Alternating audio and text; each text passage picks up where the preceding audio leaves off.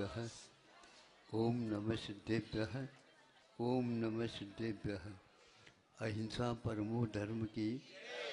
आचार्य गुरुवर श्री कुंद कुंद भगवान की। आचार्य गुरुवर श्री ज्ञान सागर मुनि महाराज की। आचार्य भगवान श्री विद्यासागर जी महामुनि राज की। वो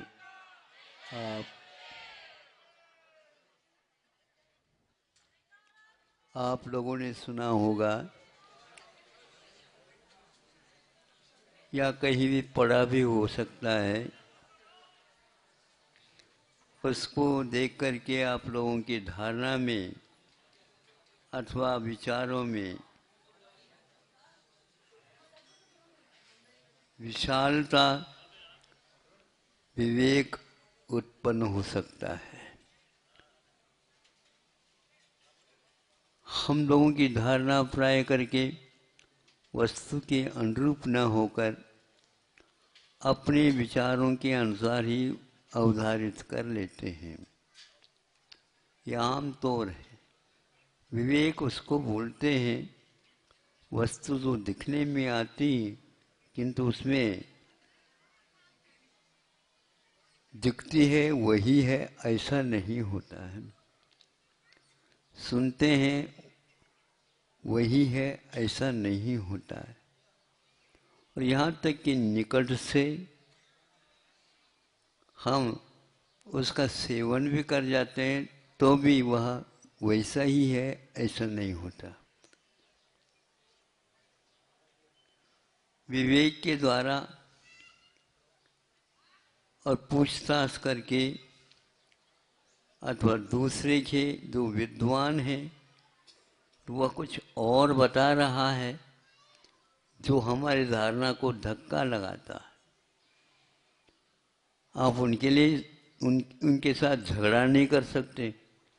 आप ऐसे कह रहे हो, आपके कहने के कारण अनेक व्यक्ति बीमार पड़ जाएंगे। हाँ, पढ़ सकते हैं। तो उस प्रकार आप उपदेश मत दिया करो। हाँ, जिसके कारण कहने अनेक व्यक्ति बीमार पड़ गए तो पड़ गए। मैं नहीं था उस समय भी पड़ गए थे। नहीं समझे? बराबर है। तो वो भी बराबर, ये भी बराबर, सब पक्का से रहे हो गया। आपके यहाँ कुछ है क्या नहीं? तो कहते क्या है? हमारा ये कहना है जिसके लिए आपने उस वस्तु का सेवन किया था उससे उल्टा क्यों हुआ, ये हम बताना चाह रहे हैं। कभी कभी ये धारणा गलत हो गई ना, तो अब उसको आप मानने के लिए भी तैयार नहीं, सुनने के लिए भी तैयार नहीं, तो प्रयोग में लाना तो और कठिन हो जाएगा। लेकिन ये ध्यान रखो, आप दूसरे के सामने इसका सेवन मत किया करो, तुम्हारी बीमारी उनके लिए भी लग जाएगी।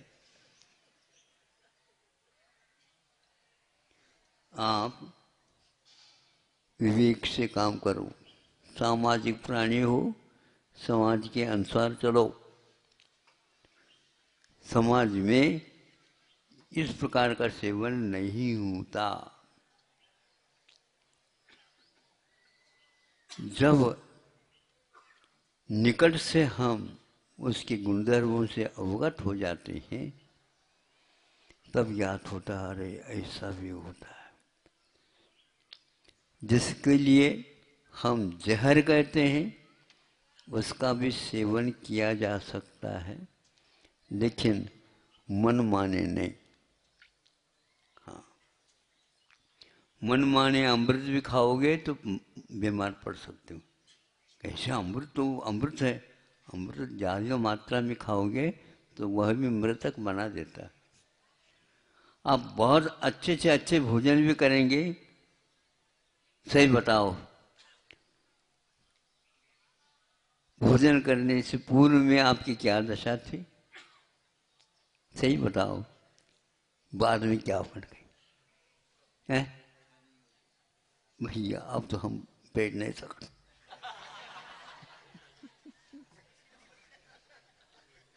अब तो हम बैठ नहीं सकते, खड़े हो जाओ, खड़े तो हो ही नहीं।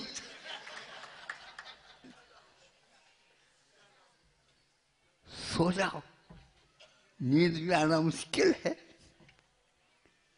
करवट ले, करवट ले। अब करवट भी कैसे लेगा, दूसरे ये दिलवा दे तो ठीक। भोजन के द्वारा ये भी दशा हो सकती है क्या नहीं? हाँ है ना? तो फिर गलत हो गए था आपकी धारणा। विवेकशील व्यक्ति यही बात बता देता है। आपको सुनना हो तो सुनो, नहीं तो नहीं सुनो।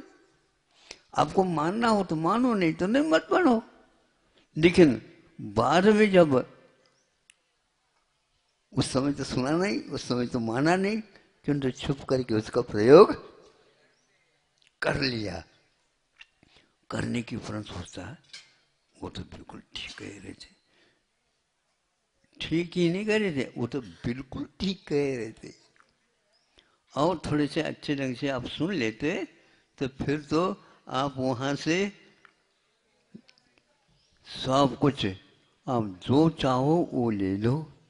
लेकिन सबके लिए ये सब बात बताते चले जाओ, हम इसकी पूर्ति करेंगे। तो भैया हम फुकट में नहीं काम करते, नहीं समझे? तो क्योंकि फुकट में कहने हमने उनको सहयोग दिया है।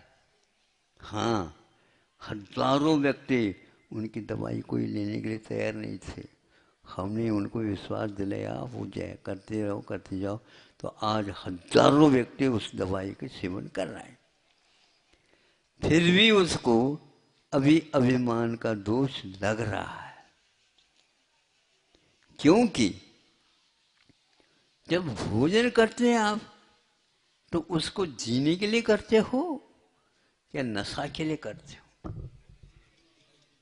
हाँ, जीने के लिए। यदि जीने में वो बाधा डालते तो लेओगे क्या? क्या करें, हमारी एक देवी देवता कुल देवता है, वो कहती है तो मानना पड़ता है। कौन से कुल देवता है? जुब्बा यंत्री। ये सब लोगों के यहाँ कुल देवता है। उससे हम विपरीत तो नहीं चल सकते। डॉक्टर साहब, आप गोली भले ही दे दो, लेकिन हमारी आराधना कुल देवता की चलती रहे। तो वो कहते हैं डॉक्टर साहब, भैया न हमारे यहाँ कुलदेव है न कुल देवता है, हम तो सरस्वती को मानते हैं और उसके माध्यम से हमारे बुद्धि ठीक रहती है, तो उसी को हम कुल देवता के रूप में मानते हैं। वो कब से चली है? आदिनाथ भगवान से पूर्व से भी वह चली है कुल देवता। जनवानी माँ जिसको बोलते हैं आप, तो उसमें लिखा हुआ है कि हम जिसके लिए जिसके गुणधर्म बताए गए हैं उसके अनुसार सेवन करते हैं, तो निश्चित रूप से। इसलिए लाखों अरबों करोड़ों नहीं, असंख्यात अनंतों जीवों में से एक का नंबर आता है मुक्त होने का अवसर। बाकी सब जितनवानी जनवानी जनवानी जनवानी हो गया, बटने लगे रेबड़ी से। हाँ, इसका इसका अर्थ ये नहीं कि तीर्थंकर प्रकृति का बंद हो रहा है आपको। उसका गुणधर्म क्या है, प्रयोग करने से ही ज्ञात होता है। जब जिनवानी को हम व्यवसायीकरण करेंगे तो क्या पुण्य बंद होगा? आचार्यों ने कहा है, उपकरणों का व्यवसाय करना धर्म की परंपरा में नहीं आती। इसलिए हर बात पर आपको सोचना पड़ेगा।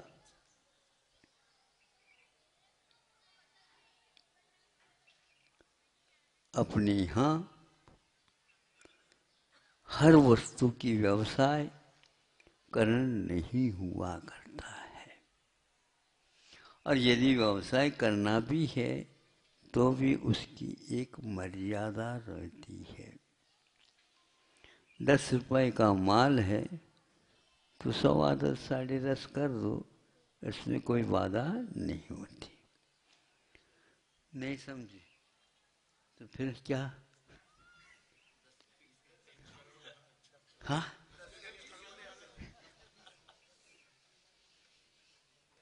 कम से कम 10 में ले आए, एक बिंदु मात्र चाहते हैं,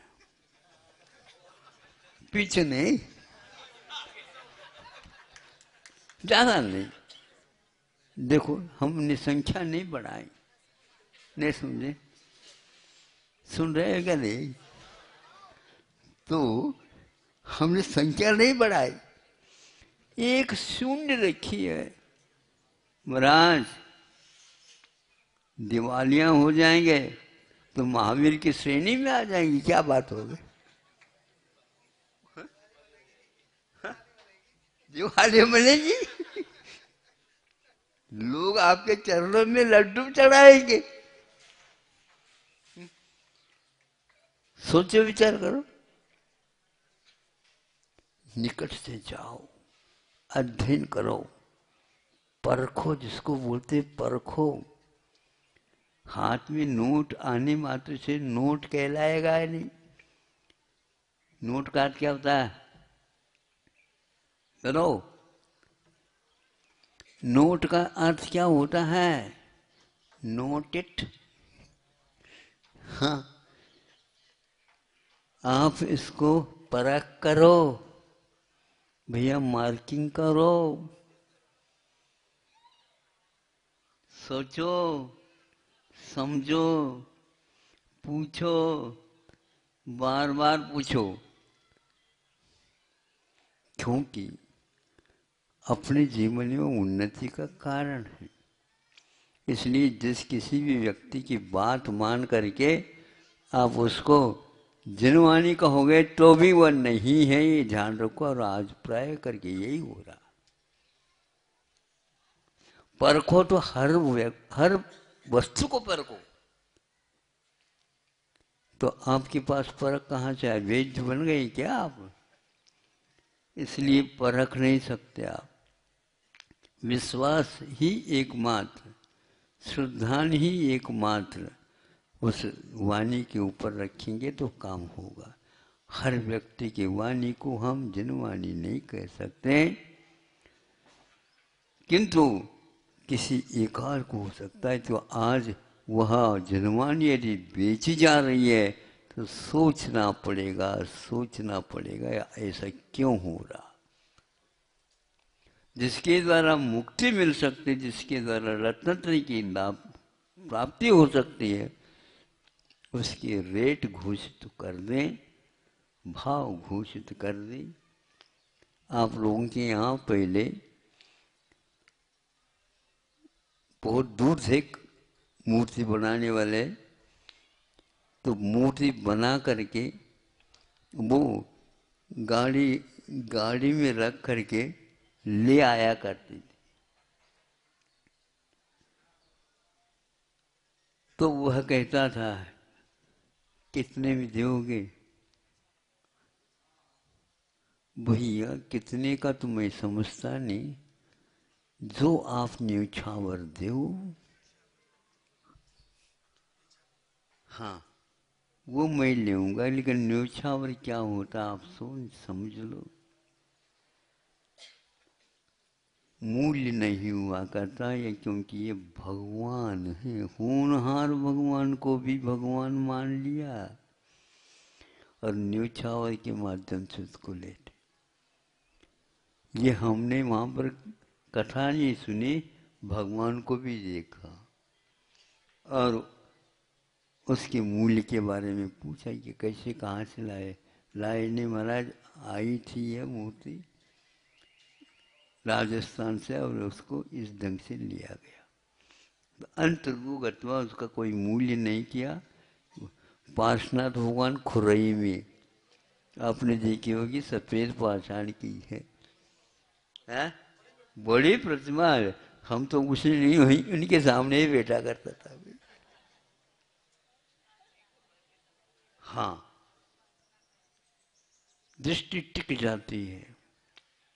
और वास्तुकार जो है व्यक्ति, उनके बारे में सोचने लग जाते हैं कि भैया उन्होंने कीमत ही नहीं ली और ये अनमोल वस्तु है, लाखों के लिए वह बोलती रहती है, इसमें कोई संदेह नहीं।